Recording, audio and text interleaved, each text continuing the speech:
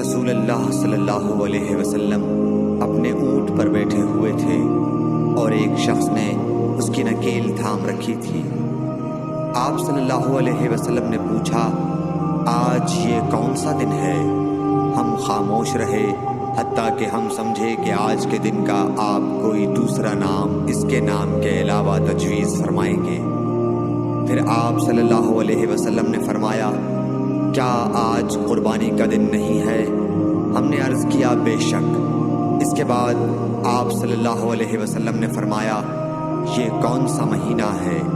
ہم اس پر بھی خاموش رہے اور یہی سمجھے کہ اس مہینے کا بھی آپ اس کے نام کے علاوہ کوئی دوسرا نام تجویز فرمائیں گے۔ پھر آپ صلی اللہ علیہ وسلم نے فرمایا، کیا یہ ذو الحجہ کا مہینہ نہیں ہے؟ ہم نے عرض کیا، بے شک۔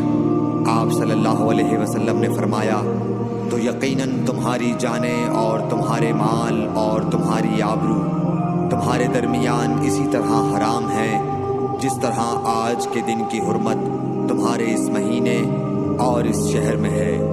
بس جو شخص حاضر ہے اسے چاہیے کہ غائب کو یہ بات پہنچا دے، کیونکہ ایسا ممکن ہے کہ جو شخص یہاں موجود ہے وہ ایسے شخص کو یہ خبر پہنچائے جو اس سے زیادہ یاد رکھنے والا ہو۔ صحیح بخاری حدیث نمبر 67۔